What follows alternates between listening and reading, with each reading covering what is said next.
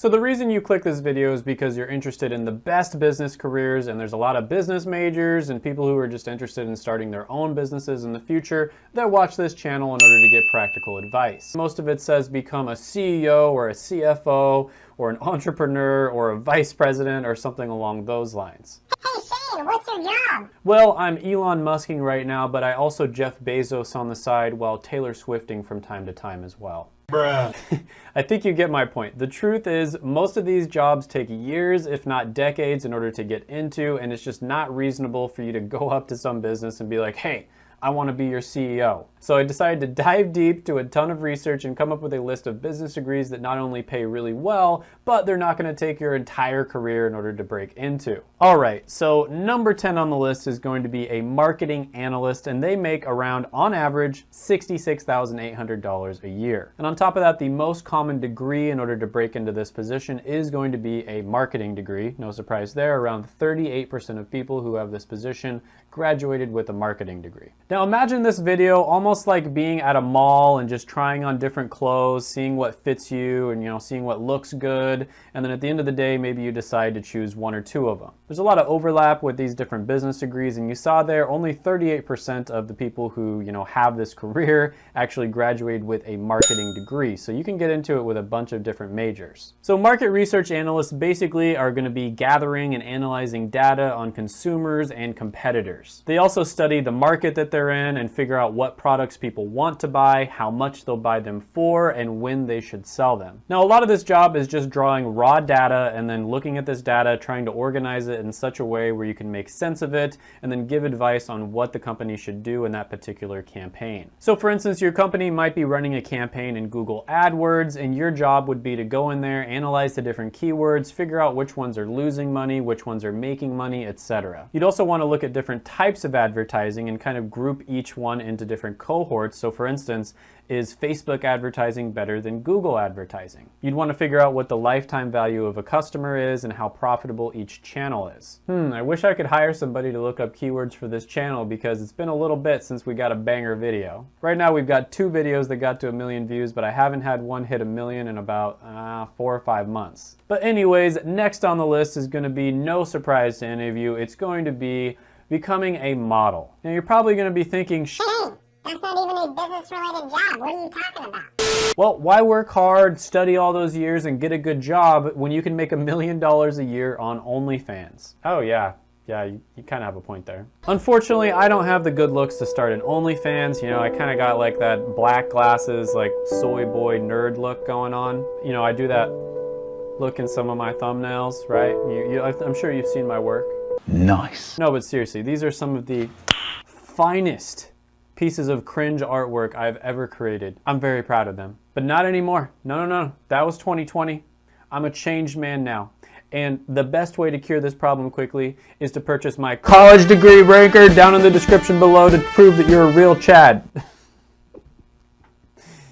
Next on the list, we've got supply chain analyst. That's right, another analyst career. They make around $68,000 a year, and the most common degree is, of course, supply chain management at 31%. Now, the reason you see analysts so often is because it's basically just a generic rank for a lot of different entry-level business careers. Loser! Just kidding, because when you add in the supply chain part, you get an area of focus on top of that. That's right, you're not a loser generalist anymore, you're a specialist, and that means Lambos, mansions, party hats, and you might even be able to get a girlfriend. Now, with this career, it is very specialized, and it's something that's extremely valuable as well. You see companies like Amazon that have mastered supply chain, and they've pretty much taken over the entire world because of how good they are at it. Now, there is going to be quite a bit of math, not super advanced, but a lot of number crunching and business work, figuring out how the business is running right now and how you can improve it to make it more efficient. All right, so next on the list, no surprise here, another analyst career. It's going to be a financial analyst. So you're probably thinking at this point,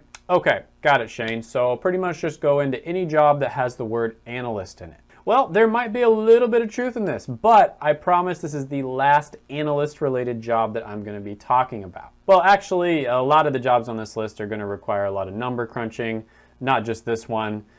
But anyways, Bruh. Financial analysts make around $71,400 a year, and the most common major you see here is, of course, a finance degree. So basically in this position, you'd be doing a lot of number crunching, you'd be gathering data from the past and kind of trying to extrapolate what's going to happen in the next quarter or the next year. Being able to do this accurately is actually extremely important, especially for a bigger company, because it'll help them figure out, how much are they going to spend on marketing? How much do they need to budget? How much cash flow do they need to have so they can be as efficient as possible? You're not going to be making a lot of big decisions here. This is kind of just like the noob position on Wall Street that a lot of people start out in. Learning these basic personal finance skills like investing and saving earlier on in your life can help you out exponentially later on. Before I discovered personal finance, I would pretty much just be living month to month, and whenever I got a little bit of money, I would just spend all of it immediately. I think I got into this habit because pretty much everybody else in my life was doing the same thing, and they don't teach personal finances in school for some reason. And one of the reasons why I'm so passionate about personal finance and why it's totally changed my life is it's allowed me to pursue my dreams and have a lot of freedom in my life. And you really can't put a price on freedom and the ability to do whatever you want. Next one on the list, number 7, is going to be a payroll manager. And this is basically a position that's sort of like an in-between between an accountant and an HR manager. They make around $73,000 a year, and the most common degree to get into this position is going to be an accounting degree. So you're going to be doing things like balancing payrolls, calculating taxes, and making sure that you're keeping records so that you're compliant with the IRS. Depending on your position and the size of the company you're with, you might also be authorizing people to receive raises and also calculating their hourly work. So making sure that if they're getting paid for 40 hours, they're actually working 40 hours. And if they worked 50 hours, they're going to get paid to work 50 hours. And the biggest pro here, of course, is the job has the word manager in it because you the boss. That's right. You're a winner. Just kidding there, but one thing I do want to say is you aren't going to become a manager by getting like a management degree. You need to develop leadership skills and get experience. When you become a manager, you're also going to have a lot more responsibility, not only for yourself, but also you're going to be looking out and being responsible for the people who are under you. And on top of that, your job is more difficult in general, but don't get me wrong, there's a lot of perks and benefits to being in a leadership position, so for the right person, this can be great. So certified public accountants make around $78,000 a year, and of course the most common major is going to be an accounting degree at around 68%. You can become an accountant without an accounting degree. It is possible, however, it depends on the state you live in and a bunch of other things, so generally speaking, it's probably a good idea to get this degree. Now, I know accounting is extremely interesting, just riveting to most people. And there's also a lot of different accounting positions, and they all kind of seem like they do the same exact thing. So I made up a little analogy to explain the difference, okay? So when you're a certified public accountant, you're almost like a cute little Charmander. All right, you probably just graduated, got your license, and now it's time to stop chasing your tail and get some work done. So as a CPA, you can of course legally prepare somebody else's taxes. You can also sign off on a lot of different legal documents. So it's basically just a sign that you really know your stuff when it comes to accounting, and it's not just taxes. I know, in the video, is an accounting degree worth it? That's kind of what I focused on because I wanted to make a joke about it. But actually, you can do all kinds of different things besides just taxes. We're talking about payroll, budgeting, bookkeeping, auditing. There's a bunch of different areas that you can go into with this profession. And wait a little bit longer in the video and you're going to see what this Charmander is going to evolve into. Wow! All right, so the next one is a great one. It's going to be a financial advisor, and they make around $87,000 a year. Now, you probably guessed the most common major to get into this one would be a finance major at around 39%. Now, not only is this a good degree when it comes to ROI, you can obviously get a ton of different jobs with a finance degree, but you're also going to be learning the skills in order to punch that debt in the face. What a financial planner does is they help you to navigate your personal finances based on your goals. You can kind of think of them as like a personal trainer in the gym, but instead of helping you get fit, they're going to help you with your financial situation. Now, you might be asking yourself, well, Shane, aren't you a financial advisor yourself? Well, let me take this opportunity to inform you that these videos are for entertainment purposes only. I'm just sharing my opinion and my point of view based on a lot of research that I've done and my own life experience, so don't believe me because at the end of the day, I'm just a stranger on the internet. Make sure you always do your own research and come to your own conclusions about anything that I talk about. But with that being said, my opinion on financial advisors in a nutshell is a lot of the time it's worth it to work with them, but it's not always something that you have to do. When you're young, you're first starting out when it comes to the personal finance journey, what you're doing isn't going to be all that complicated. It's almost like when you first start working out, you're gonna get those newbie gains, and the best thing to do is to just go to the gym and do it. Where a financial planner really comes in handy is when things get really complicated. Like you've got several different properties, you've got different businesses, you're working your job, you're saving for retirement. They can really help you out in that case. There's a lot of different options that are open that are probably a little bit too complicated just to look up how to do them on the internet yourself. And so having a financial advisor help you with that can be really helpful. Next on the list is going to be a portfolio manager. Now they're going to make around $102,000 a year, and the most common degree is going to be finance at 47%. Portfolio manager, you say? Is that like a hedge fund manager? No, not quite.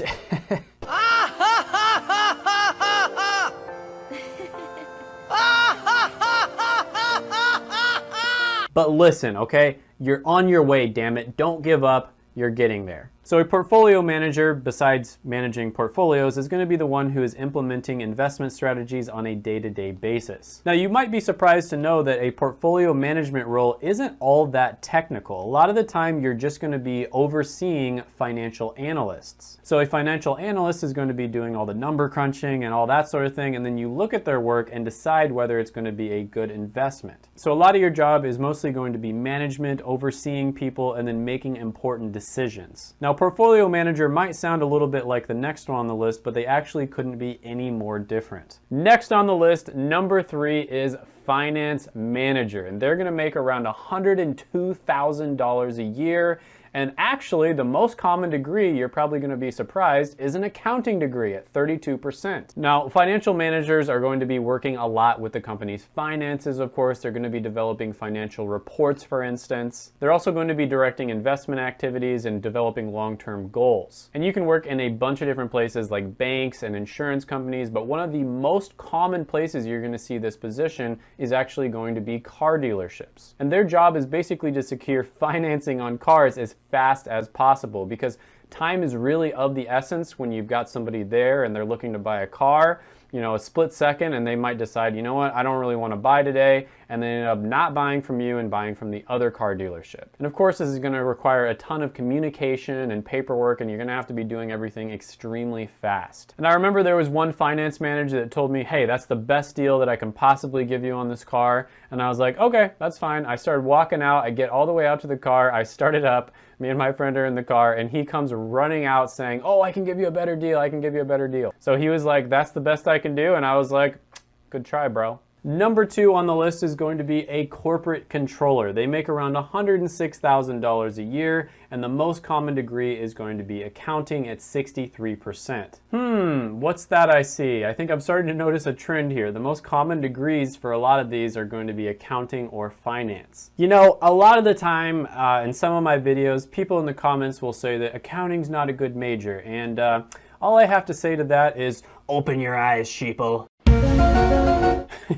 All right, this isn't some conspiracy. I do lots of research on this stuff, and I make sure that I'm giving you guys good information. So a corporate controller is going to oversee a lot of the firm's daily accounting operations just on a little bit higher level. So basically the evolution that you can take is you can become a certified accountant, then a corporate controller, and then you can even move up to another level, which is going to be accounting director. And speaking of accounting director, that's going to be number 1 on the list, and they make around $109,000 a year, and the most common major is accounting at 60%. So again, they are going to be doing the organization's accounting work, but at the highest level. So they're going to be making sure that the organization is staying compliant with the law and the numbers are correct. They're also going to be developing efficient business processes so that the company's revenue can be recorded accurately and efficiently. Usually somebody with this position is going to be working very closely with an organization's controllers as well as some of the top-level finance people. So with this position, you're not just kind of going back in time and looking at, the financial reports in the past,